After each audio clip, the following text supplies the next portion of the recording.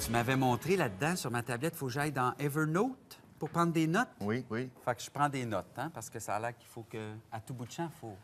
Faire son bilan de carrière. Ben voilà, allez-y. Ouais. Chronique emploi présentée par Jump Boom. On fait son bilan de carrière et Simon, pas besoin d'atteindre l'âge de la retraite pour regarder en arrière et dire j'ai fait ça, ça, ça. Ben non, effectivement. Quand on entend bilan, on pense toujours finalité. Hein? Mais on peut faire des bilans préliminaires, donc à plusieurs étapes de sa carrière, de sa vie professionnelle. C'est important de faire des bilans. On devrait appeler ça un pendant.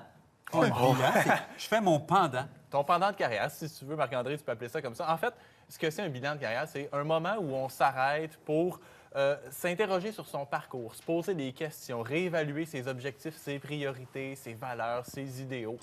Et tout ça dans le but d'améliorer notre connaissance de nous-mêmes, dans le but d'évoluer, de comprendre certaines insatisfactions qu'on peut ressentir au travail et même aussi se pousser à prendre des risques dans notre carrière. À quel moment dans sa carrière on devrait le faire? Est-ce qu'on devrait le faire à chaque année comme un bilan financier? Pas nécessairement. En fait, premièrement, les moments charnières de sa carrière sont toujours des bons moments pour le faire. Donc, par exemple, une mise à pied, une perte d'emploi, une fin de contrat, un burn-out même. Donc, ce sont autant de moments où il est judicieux de faire un bilan de carrière. On n'est pas obligé d'attendre nécessairement ces moments-là parce que notre vision de la carrière évolue avec les années. Les experts disent qu'en moyenne, on devrait faire cet exercice-là à peu près tous les 5 ans. Oh. Parce que notre vision de la carrière va changer. On va voir un tableau à l'écran qui montre un parcours de carrière typique. Donc, de 20 à 30 ans, on établit les bases de notre carrière. 30 à 40 ans, on apprend, on progresse. 40 à 50 ans, bien là, on contribue vraiment à son plein potentiel. 50 ans et plus, on vise peut-être davantage à transmettre des connaissances. Donc, on le voit, hein, notre vision de la carrière, nos priorités, nos objectifs, ça change à mesure qu'on avance. Et donc, il faut s'arrêter pour réévaluer ces différents aspects de notre vie à ces moments-là.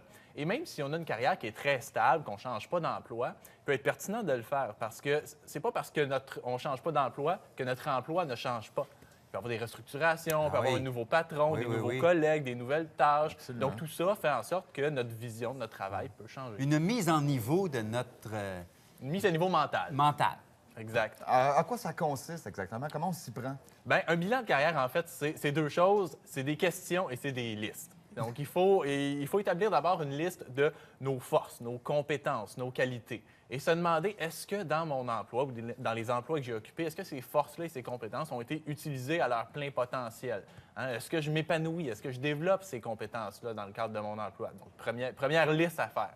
Deuxième liste, s'interroger sur nos valeurs.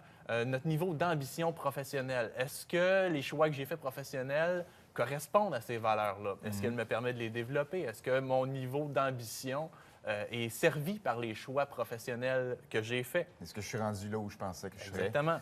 Et une autre liste, s'interroger sur nos besoins. On l'a vu tout à l'heure avec la progression de carrière, dépendamment de où on est dans notre vie, bien, on n'a pas les mêmes besoins. Je viens de fonder une famille, bien, j'ai besoin de stabilité, j'ai besoin de sécurité d'emploi, j'ai besoin d'une certaine flexibilité. Si je veux devenir gestionnaire, bien, j'ai besoin d'espace pour évoluer professionnellement, j'ai besoin de possibilités d'avancement. Donc, c'est autant de questions comme ça qu'on doit se poser. On va voir un exemple de quelques questions qu'il est intéressant de se poser dans le cadre d'un bilan de carrière. Quelles compétences ai-je développées dans mes emplois? Quel a été le fil conducteur entre mes emplois? Qu'est-ce qui m'a plu, déplu? Qu'est-ce que je veux absolument retrouver dans le futur, dans mes emplois? Est-ce que mon employeur va me permettre de faire évoluer ma carrière? Qu'est-ce qui me rend heureux au travail? Donc, ce sont autant de questions. C'est la plus c'est la grosse question, la plus importante. Tu sais, ça a beau être payant, ça a beau être une source de divertissement dans le sens que je me lève le matin, je vais travailler, tu sais, j'ai pas une vie plate, mais est-ce que je suis heureux? Tu sais, à quoi ça sert de gagner ta vie si t'es pas heureux? Effectivement. Et la routine, parfois, fait en sorte qu'on ne prend pas le temps de se poser ces questions-là parce que le rythme du travail, de la vie, ça va vite. Et justement, on ne prend pas toujours le temps de s'arrêter, de se poser ces questions-là qui, pourtant, sont extrêmement importantes. Et on essaie de se donner les réponses. Effectivement. Alors, pourquoi? Tu sais, si je réponds non à certaines des questions qui étaient là, après ça, je dois dire pourquoi. La dernière, pourquoi je ne suis pas heureux? Il manque quoi pour que je sois heureux? Parce que des fois, c'est reste dans cet emploi-là, mais qu'est-ce que tu peux ajouter? En fait, ce qu'on doit en tirer du bilan de carrière, autrement dit... c'est ça, on fait ces listes, on réfléchit, mais qu'est-ce qui en ressort du bilan de carrière? Une chose, premièrement, très importante, d'établir des objectifs à court, à moyen, à long terme. Donc, on veut être capable de se faire un espèce de plan d'action des années à venir selon les réponses qu'on a trouvées à ces questions-là. On va être capable de se dire, bon, qu'est-ce que j'ai besoin pour accéder aux objectifs que j'ai identifiés? Est-ce que j'ai besoin d'une formation particulière? Est-ce que j'ai besoin de changer de milieu de travail? Est-ce que j'ai besoin de développer des nouvelles compétences en gestion, par exemple? Donc, l'idéal, c'est de se rédiger une espèce de plan d'action. À chaque fois qu'on fait ce bilan, de faire un plan d'action avec des échéances et des étapes claires qu'on peut suivre pour, par exemple, que ce soit selon ce qu'on a besoin d'aller chercher.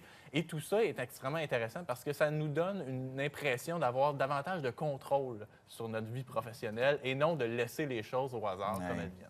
De toute évidence, faire le bilan de sa carrière, c'est une démarche personnelle. Mais est-ce qu'il y a des gens qui pourraient nous aider à y voir un peu plus clair? Oui, tout à fait. Parce que des fois, hein, quand la réponse c'est oui partout, je suis heureux, j'exploite mes compétences. Ça, c'est Marc-André, c'est le bilan de Ça, c'est le Marc-André. bilan, ça, c'est le bilan facile. Mais parfois, il y a des questions plus difficiles qu'il faut se poser et une aide extérieure peut être intéressante pour avoir un certain recul. Hein, parce que ça, c'est ce qu'on n'a pas des fois quand on fait cette démarche-là. Les collègues, la famille, les amis peuvent être de bonnes ressources parce que c'est des gens qui nous connaissent bien, qui sont en mesure d'évaluer, qui nous ont vu évoluer, donc qui sont en mesure de nous aider à nous diriger. Est-ce qu'il existe un orienteur, là, comme quand on était à l'école? Bien oui, effectivement, l'orienteur, on associe ça beaucoup à l'école secondaire, mais c'est un professionnel qui peut nous aider dans une démarche comme ça. Un psychologue, même dans certains cas, des coachs de gestion de carrière, donc même certains centres locaux d'emploi qui vont offrir des services qui peuvent être utiles pour se poser ces questions-là. Ils vont parfois avoir des tests, des outils, quand justement le questionnement est peut-être un peu plus flou. Bien, ces professionnels-là peuvent nous aider à y voir plus clair et surtout parfois nous poser les questions que l'on n'ose pas se poser. Parce que parfois, hein, quand on disait tout à l'heure, on n'a pas nécessairement toujours le recul nécessaire. Donc parfois, il y a des questions qu'on évite, mais qui méritent d'être posées malgré tout. Et ces professionnels-là peuvent nous aider dans cette démarche. Oui. En terminant, Simon, je pense que tu viens de nous convaincre que faire son bilan de carrière plutôt régulièrement, c'est gagnant. Mais est-ce que les employeurs n'auraient pas aussi intérêt à le faire avec leurs employés? Bien, tout à fait. Hein? Oui, c'est une démarche personnelle, tu l'as bien dit tout à l'heure, mais pour un employeur, c'est intéressant d'inciter son employé à faire un bilan de carrière et de l'accompagner dans cette démarche-là. Pourquoi? Parce que pour l'employeur, ça nous permet ensuite de mieux gérer le développement de nos employés. Ça nous permet donc de maintenir leur motivation. Également, si on sait quels sont les objectifs et qu'est-ce qui rend heureux la personne, on est capable de l'assigner sur des tâches qui vont correspondre à ces objectifs-là. On est en mesure aussi d'évaluer la relève pour les postes de direction, pour les postes des différents niveaux hiérarchiques. Bien, si on sait qu'une personne a un intérêt pour développer ce volet-là, sa carrière, bien, on est capable de l'accompagner là-dedans. Donc, tout ça est une façon d'améliorer la rétention du personnel. Hein. Si on met le bon employé dans les bonnes tâches, bien, on a davantage de chances qu'il reste en poste. On optimise sa contribution et on améliore sa performance en bout de ligne. Donc, tout le monde en est gagnant. C'est de la belle gestion du personnel, puis c'est faire le bilan de notre entreprise en tant qu'entrepreneur. Effectivement. Hein? Donc, c'est un bilan à plusieurs niveaux. Merci, Simon. Je vais faire rapidement le bilan de ta chronique. Écoute, c'était pertinent, c'était clair, tu t'exprimes bien, tu parais bien. Point négatif, ta fiche était à l'envers. À voir pour la semaine prochaine. Et pour la suite des choses, on s'en va là-bas pour la chronique aînée avec Sophie et Prof. Karen. Bilan de vie.